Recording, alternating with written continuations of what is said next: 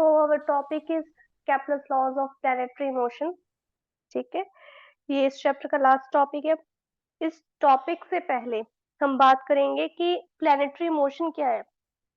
Planetary motion यानी कि जो सन है उसके इर्द गिर्द प्लैनेट्स कैसे मोशन कर रहे हैं, किस तरह का मोशन कर रहे हैं, इलिप्टिकल है, सर्कुलर है, एक्चुअल में ये मोशन ऐसा है। फॉर योर काइंड इन्फॉर्मेशन, जब आप हायर क्लासेस में जाओगे, ठीक है, क्वांटम फिजिक्स पढ़ोगे, तब आपको पता चलेगा ये ऐसा मोशन है। सन इज टू बल्कि इन अवर स्पेस। स्पेस जो है हमारे पास एक चादर की तरह, गोल चादर जिसको हर एंड से हमने बांधा हुआ है। ठीक है, तो जब सन इसके बिल्कुल सेंटर में बैठा है, मान लो, वैसे सन सेंटर पे नहीं होता, वो एलिप्टिकल में होता है, इस तरफ होता है। मान लो सन के सेंटर में है। जब सेंटर में है, अगर मैं ढेर सारा बड़े सारे जो ट्रैम्पोलिन है, मान लो ट्रैम्पोलिन है मेरे पास, उसमें इतना हैवी पत्थर डाल दूं कि वो उसकी जो कपड़ा है वो नीचे की तरफ स्ट्रेच होना शुरू हो जाए। Same happens in our space. और वो सन के इस तरह से गोल गोल घूमता जाता है। ठीक है, वो तो अपनी एक्सिस पे रोटेट करे, वो रिवॉल्व भी कर रहा, तो वो इस तरह से घूम रहा है और उसके पीछे पीछे प्लैनेट्स ऐसे ऐसे गोल गोल घूमते हुए जा रहे हैं। ये एक्चुअल मोशन है जो आप हायर क्लासेस में आके पढ़ोगे। अभी पहले इस चीज को समझना है कि ये सारी चीज हो कैसे रही है। जब ये सारी चीज समझ में आएगी तब ये वाला मोशन भी आपको समझ में आएगा। ओके, तो प्लैनेटरी मोशन में हमारे पास बहुत सारी थ्योरीज हैं। कैथोलिक चर्च ये मानता था कि धरती, जो हमारा अर्थ है, वो मेन है, that is lying at the centre, all the planets and sun are revolving around it. अब देखिए, हमें धरती से सन कितना बड़ा लगता है। माना दोपहर में थोड़ा छोटा लगता है, जब सुबह में देखोगे, शाम में देखोगे, सनसेट या सनराइज देखोगे, बहुत बड़ा है। जब वो कोई चीज हमारे इतने डिस्टेंस ही हमें इतनी बड़ी लग रही है, अगर हम उसका एक्चुअल साइज से सोचे भी तो कितना बड़ा होगा। तो इतनी बड़ी चीज हमारी धरती के इर्द गिर्द तो घूम नहीं सकती। या ये हो सकता है हमारी धरती सन से बहुत ज्यादा बड़ी है, ये थ्योरी हो सकती है। बट नहीं, इस चीज को नहीं माना जाता था। तो वो कहते थे वो सारे के सारे के प्लैनेट्स अर्थ के इर्द गिर्द घूम रहे हैं। तो एक ना जियोसेंट्रिक मॉडल आया था। ठीक है, इसके मॉडल के अकॉर्डिंग जो अर्थ है वो स्टेशनरी है, वो घूम भी नहीं रही है। That planet is stationary eight the centre. बाकी सारे इसके इर्द गिर्द रिवॉल्व कर रहे हैं। वो रिवॉल्व कर रहे हैं, वो ये भी नहीं बता रहे कि रोटेट कर रहे हैं अपनी एक्सिस पे के नहीं, बस इतना पता है कि वो रिवॉल्व कर रहे हैं। ठीक है, नेक्स्ट है, फिर हमारे पास आते आर्यभट्ट। आर्यभट्ट एक इंडियन मैथमेटिशियन एस्ट्रोनॉमर थे, हमें पता है। उन्होंने बताया कि जो अर्थ है वो सन के इर्द गिर्द घूम रही है। ये अर्थ हमारे सन के इर्द गिर्द घूम रही है। ठीक है, और सारे के सारे प्लैनेट्स भी घूम रहे हैं।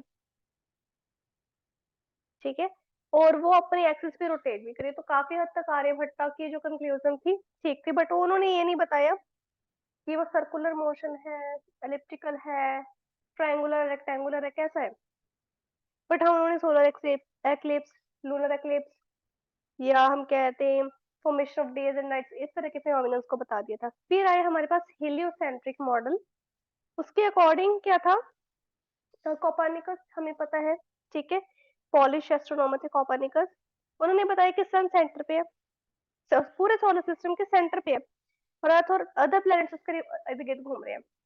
सन को उन्होंने यहाँ बिल्कुल सेंटर पे बता दिया, बट एक्चुअल में ये थोड़ा सा इधर होता है। मतलब जो हम केपलर के लॉ करें, केपलर के अकॉर्डिंग ये इधर है। ठीक है, अब फिर आई ब्रे एंड केपलर की जो कॉन्ट्रीब्यूशन थी। ब्रे जो एक उन्होंने कुछ काफी सारी ऑब्जर्वेशन ली थी with the help of telescope. ठीक है, उसके 20 साल बाद केपलर आए, जो कि ब्रे के असिस्टेंट थे। उनकी ऑब्जर्वेशन और केपलर के अपने फॉर्मूलाज और अपनी स्टडी की हेल्प से उन्होंने अपने 3 लॉज बनाए। वो 3 लॉज क्या है, Kepler's laws of planetary motion. ठीक है, तो ये सदियों से जो शुरू से कहानी चली आ रही है वो है। कुछ लोग फ्लैट अर्थ सोसाइटी को मानते थे, बड़ा ही बकवास सा कॉन्सेप्ट है, बट है। अब भी कुछ लोग मानते हैं कि अर्थ फ्लैट है, और समुद्र के एक एंड पे जाके आप स्पेस में गिर जाओगे। The thing that happened in Thor movie, शायद ये थी। ठीक है, थोर मूवी में ये चीज दिखाई गई थी कि एसगार्ड है, और वो जो रास्ता है जिससे वो अलग अलग गैलेक्सीज में जा सकते हैं, उस रास्ते का एक जगह पे एंड है, या पता नहीं उन्होंने शायद तोड़ दिया था, अभी मुझे अच्छे से याद नहीं है। तो लोकी को वहां से गिरा दिया गया था। तो इस तरह का कुछ कॉन्सेप्ट था। अब मुझे प्रॉपर्टी याद नहीं, बहुत साल हो गए उसको देखे हुए। चलो, Kepler's laws of planetary motion पे आते हैं, तो बात करते हैं फर्स्ट लॉ की। फर्स्ट लॉ हमारे पास क्या है? Law of orbit. First law is law of orbit. ये लॉ हमें क्या बताता है कि हर एक प्लेनेट जो है, each planet revolves around the sun in an elliptical orbit. Okay, with the sun situated at one of the foci. फोकी क्या होता है? उसके लिए थोड़ा सा एलिप्स को समझते हैं। एलिप्स क्या होता है? एलिप्स थोड़ा सा ऐसे होता है देखने को, चपटा होता है, सर्कुलर से थोड़ा चपटा हो गया। ठीक है, आपके पास फुटबॉल है, उस वो पंचर हो गया, आपने बिल्कुल उसको दबा दिया तो वो चपटा हुआ एलिप्स है। ठीक है, अब एलिप्स की ये जो होती है, ये मेजर एक्सिस होती है। ठीक है, ये मेजर एक्सिस होती है जो हॉरिजॉन्टल है। एक इसके बिल्कुल बीच में से निकल के जाती है, वो होती है माइनर एक्सिस। अब ये है एलिप्स का सेंटर। एलिप्स का सेंटर आपको पता है ना, ये होता है एलिप्स का सेंटर। और इसका जो फोकस, इसके दो फोकस होते हैं, एक यहाँ होता है, एक यहाँ होता है। यानी कि एक पॉजिटिव साइड फोकस होगा, एक नेगेटिव साइड फोकस होगा। जो मेजर एक्सिस है उसको हम ए से डिनोट करते हैं, माइनर एक्सिस को बी से डिनोट करते हैं। यानी कि यहाँ से लेके यहाँ तक मेरे पास ए है, और यहाँ से लेके यहाँ तक जहां जहां एलिप्स है मेरे पास, ये बी है। ठीक है, ये मैंने एक्सिस को आगे बढ़ा के शो किया हुआ है। अब ये चीज हमारे पास होगी। ठीक है, यहाँ पर ई होता है हमारे पास, that is eccentricity kind of. इसको हम ई नहीं कहते, यहाँ से लेके यहाँ तक के डिस्टेंस को, सेंटर से लेके फोकस तक के डिस्टेंस को हम ए ई बोलते हैं। यहाँ तक के डिस्टेंस को भी, सॉरी यहाँ तक का नहीं कहना था, यहाँ तक के डिस्टेंस को भी हम ए ई बोलते हैं। ठीक है, ये हो जाता है। फिर इधर अगर कोऑर्डिनेट्स निकाले तो माइनस ए जीरो, यहाँ पर प्लस ए जीरो। क्लियर, इतना पता चला। अब इनके अकॉर्डिंग जो सन है वो किसी एक फोकी पर है। अब इसी एलिप्स को मैं यहाँ बना रही हूँ, which is the orbit of a planet. ठीक है, ये मेरे पास एलिप्स बन गया। सन बनाते हैं हम ऑरेंज कलर का, यहाँ पर नहीं, काफी इधर हो गया, यहाँ पर। ये मेरे पास सन है which is at a focus, one focus, at one of the focus. तो ये मेरे पास इस तरह से प्लेनेट का ऑर्बिट शो करे। और मेरा प्लेनेट कहीं भी हो सकता है, यहाँ पर भी हो सकता है। हमारी धरती है भाई, घूमती रहती है, चक्कर काटती रहती है हमारी माँ की तरह, कि पढ़ लो बेटा, पढ़ लो बेटा। हमारे रूम में आके चक्कर काट के जाते हैं कि पढ़ रहे हैं कि नहीं, कि फोन पे लगे पे इंस्टाग्राम की रील्स देख रहे हैं।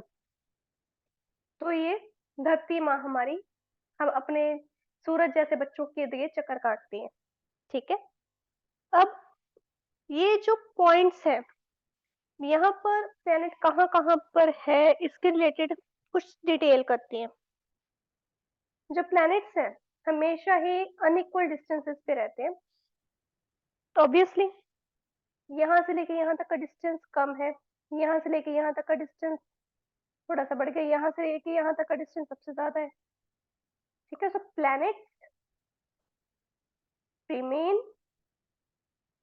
at unequal distances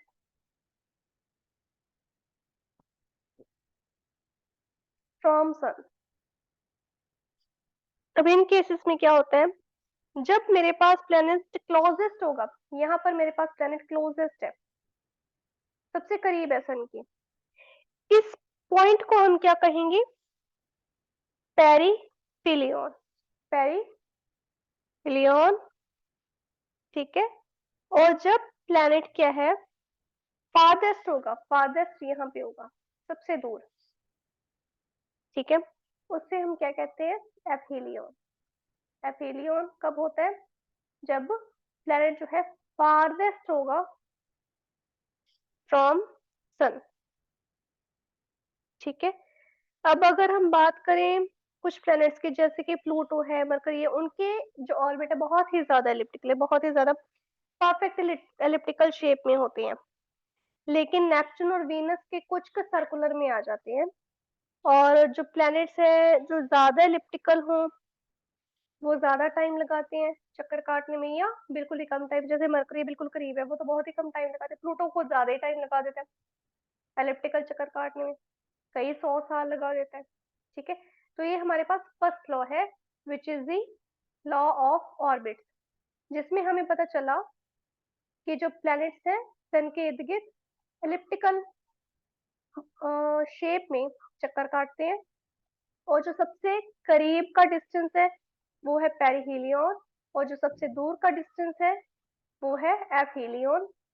थोड़ा सा हमने लिप्स के बारे में जाना, ठीक है, कुछ इन्फॉर्मेशन चाहिए थी, आपको बताना जरूरी था कि फोकस कहाँ है, ताकि अगर आपको ड्रॉ करना पड़े या पूछा जाए फोकस कहाँ है, तो आप बता सको कि हाँ जी यहाँ पर फोकस है। अब करते हैं second law. Second law, second law को क्या कहा जाता है, लॉ ऑफ एरियाज। तो why it is called law of areas, क्योंकि इसके बारे में हम स्टडी करेंगे। हाँ जी, इसको थोड़ा, ये रेडियस वेक्टर बुक में थोड़ा डिफरेंट दिया हुआ है आपकी में, मैं बताती हूँ। जो प्लैनेट्स है they revolve around sun in variable speed, उनकी स्पीड बहुत वेरिएबल होती है, ठीक है। तो जब वो वेरिएबल स्पीड पे जाते हैं, तो when planet planets become closer to sun, their speed increases, and when planets become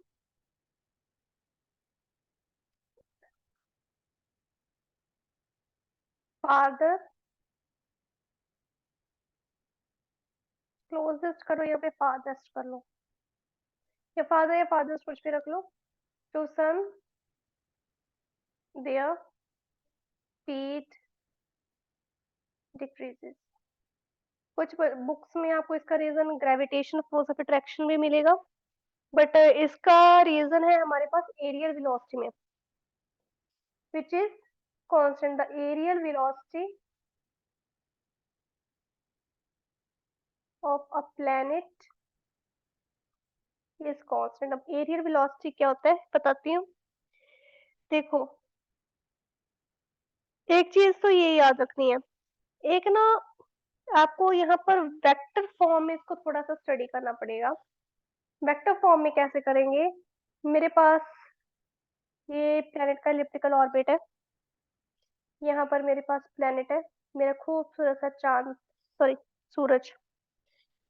अब यहाँ पर भी हो सकता है प्लेनेट, यहाँ पर भी हो सकता है, यहाँ पर भी, ये वेरिएबल स्पीड में घूम रहे, तो यहाँ पर ये जल्दी से इधर से निकल जाएगा, जब यहाँ पर पहुंचेगा तब इसकी यहाँ पर पहुंच के इसकी स्पीड बढ़नी शुरू हो जाएगी, ठीक है, स्पीड घटनी शुरू हो जाएगी, और इसको ये वाला करने में हो सकता है थोड़ी सी डिस्टेंस कवर करने में थोड़ी सी दिक्कत आए, बट ऐसे ही केस में हम कहते हैं that planet covers equal area in equal time around sun.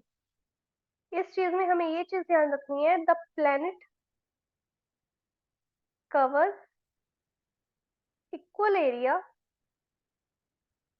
in same time. Same time में एक एरिया इक्वल कवर करने की क्या है, अब यहाँ पर पता है ना लॉ ऑफ एरिया क्यों कह रहे हैं। देखिए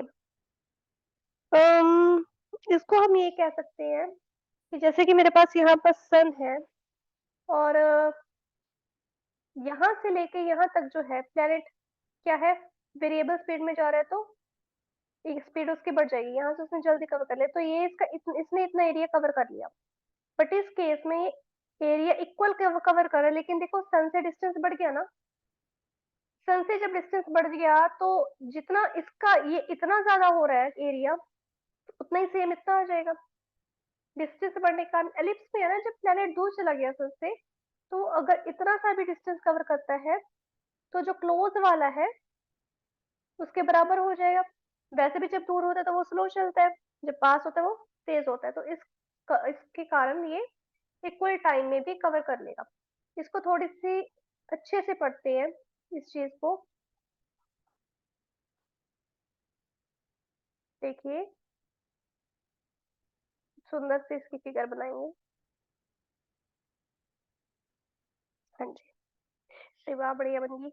ये मेरे पास है सन, ठीक है, और मेरे पास ये प्लेनेट है जो कि यहाँ पर है। अब सन से लेकर प्लेनेट के बीच में डिस्टेंस है r, which is in vector form. क्यों, डिस्टेंस बार बार चेंज हो रहा है, अलग अलग डायरेक्शन में अलग अलग डिस्टेंस है, तो ये r वेक्टर है, ठीक है।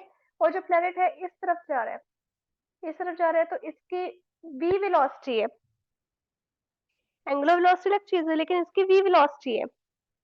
जो v वेलोसिटी है, ये v और r आपस में एक एंगल बना रहे हैं, दैट इज थीटा। अब देखिए यहाँ पर जो सन है इसके ऊपर ग्रेविटेशन फोर्स ऑफ अट्रैक्शन लगा रहा है, इसके ऊपर ग्रेविटेशन फोर्स ऑफ अट्रैक्शन लगा रहा है, और जो मेरे पास आर है उसकी डायरेक्शन इस तरफ है। जब ऐसा कुछ हो, सिंस ये सर्कुलर मोशन है, तो मैं यहाँ पर प्लेनेट भी अपनी एक्सिस पे घूम रही है, ये भी अपनी एक्सिस पे घूम रही है, घूम रहा है सन, तो ऐसे केस में हम कहते हैं कि टॉर्क लगती है, लेकिन टॉर्क तो जीरो है। क्यों, because these two are in the opposite direction. जब टॉर्क जीरो होगी, एल मेरे पास क्या आ जाएगा, कांस्टेंट। एल क्या होगा, कांस्टेंट होगा। और एल मेरे पास होता क्या है, आर क्रॉस पी। पी क्या होता है, आर क्रॉस, बात हो रही है प्लेनेट की, सन का मास है, प्लेनेट का स्मॉल एम, ठीक है, आर क्रॉस प्लेनेट और उसकी स्पीड, ठीक है। अब यहाँ पे क्रॉस है, एंगुलर मोमेंटम में हम साइन लेते हैं, तो r m v sine theta, ठीक है, इस तरह से इसको खोलेंगे, विच इज कांस्टेंट। यहाँ तक समझ में आ गया। अब इसके आगे देखिए, हमने यहाँ पर बात की थी एरियल वेलोसिटी की।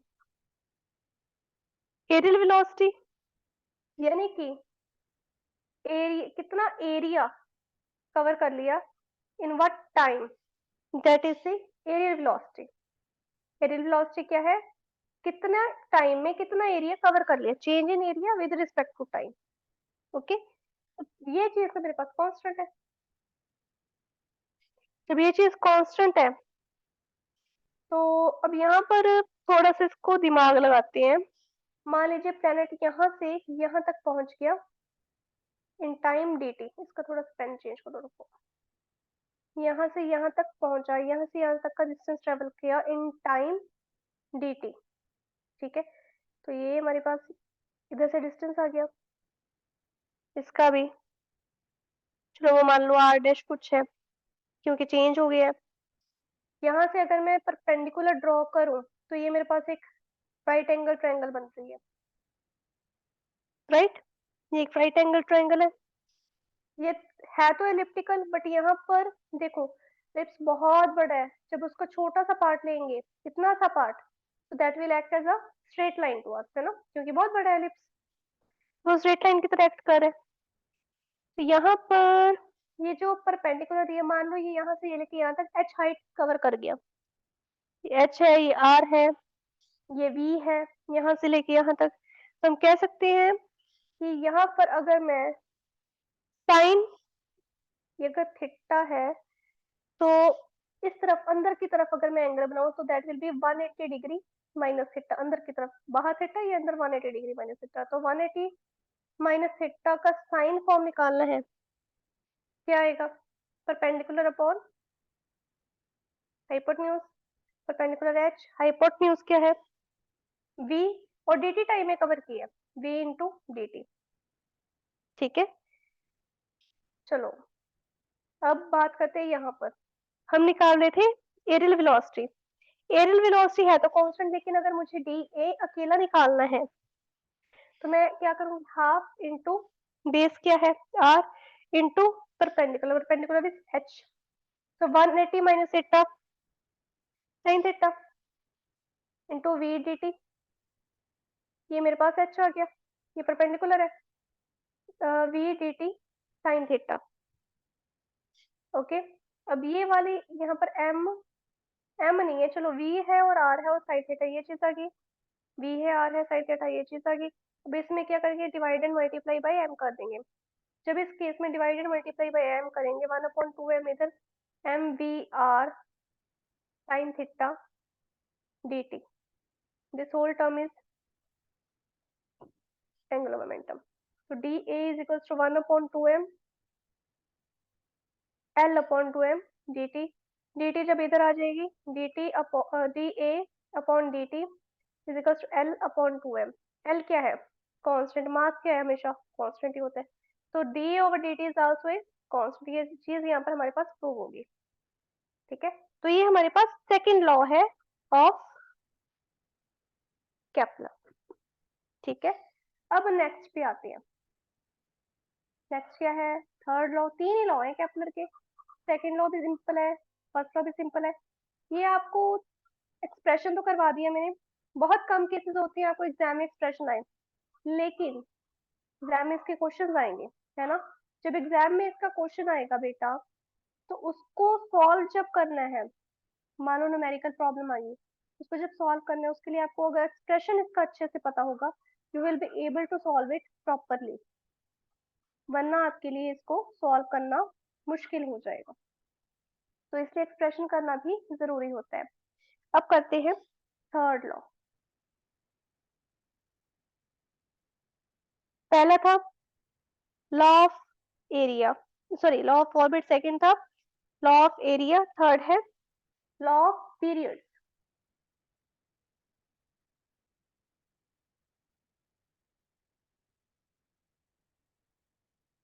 अब इसको देखते हैं। According to this the square of, ये वाला बहुत इंपॉर्टेंट है, इसके रिलेटेड बहुत न्यूमेरिकल्स आएंगे आपको। ठीक है, the square of period of revolution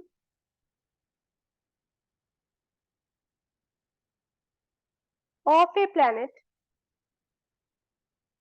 around the sun is directly proportional to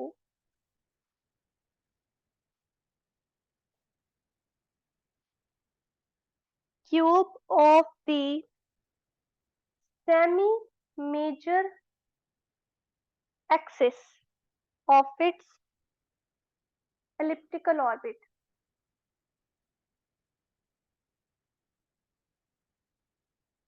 अब देखिए, वापस आते हैं एलिप्स पे। एलिप्स पे हमारे पास ये मेजर एक्सिस थी, जब इसके सेंटर से हम यहाँ से लेके यहाँ तक का डिस्टेंस लेंगे, सेमी मेजर है, ये पॉजिटिव साइड है और ये नेगेटिव साइड है।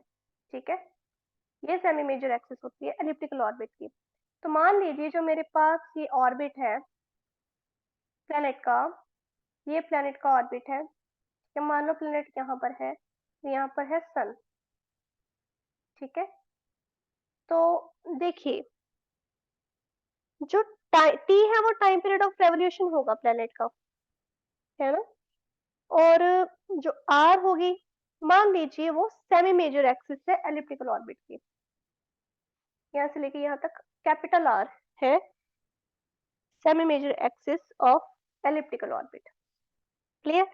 अब जो square of time period of revolution it is directly proportional to R cube.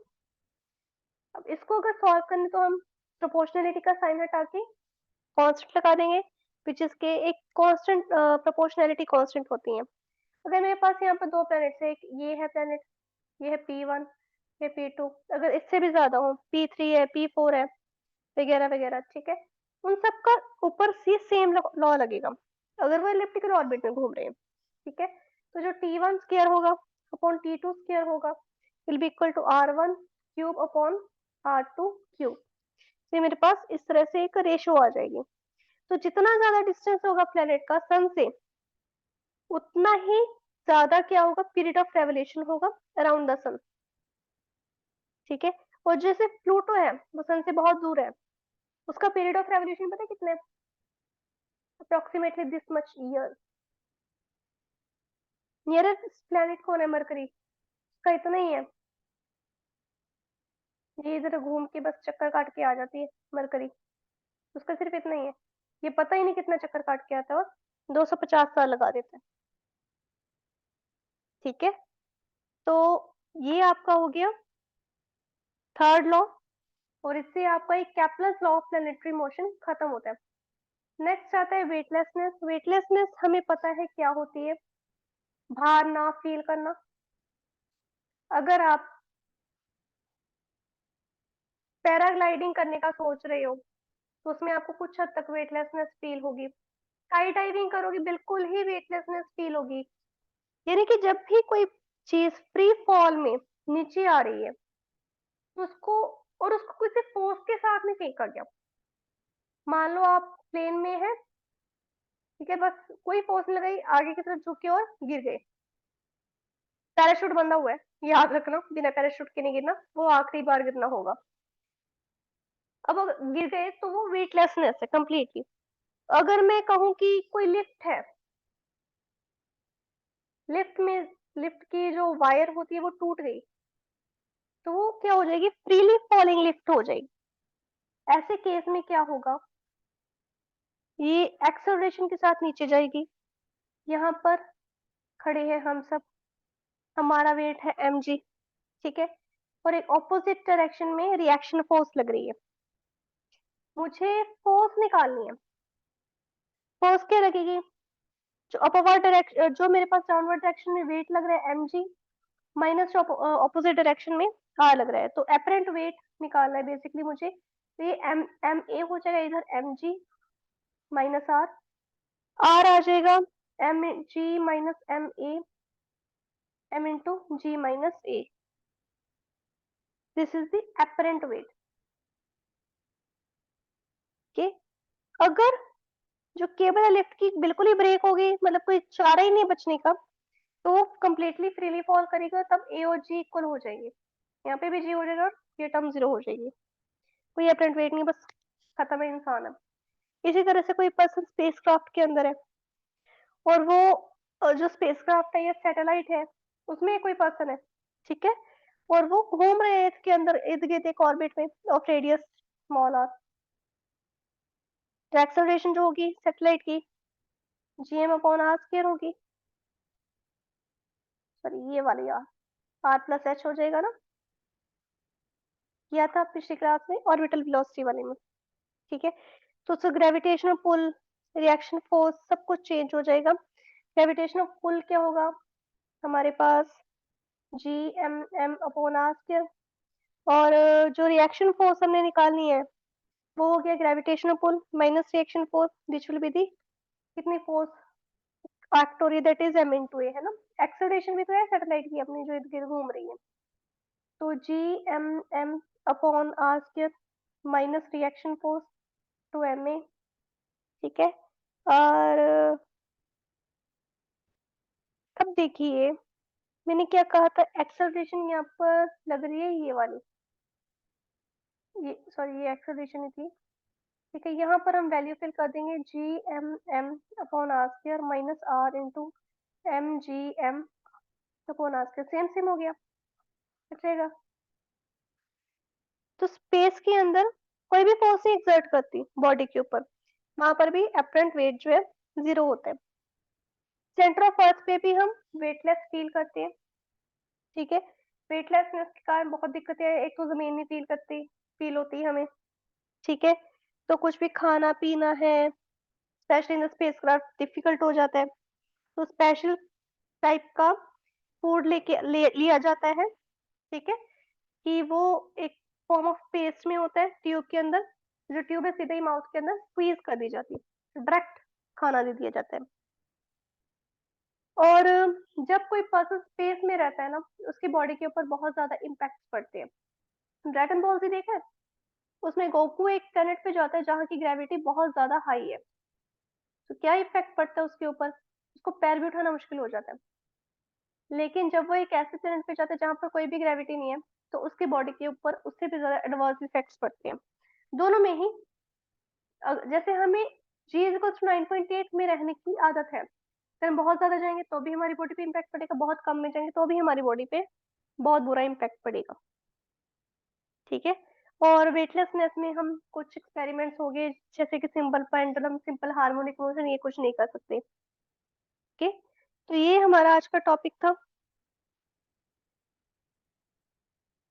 आपका चैप्टर यहाँ पे कंप्लीट हो रहा है, कुछ भी डाउट हो आप मुझसे पूछ सकते हो, ठीक है।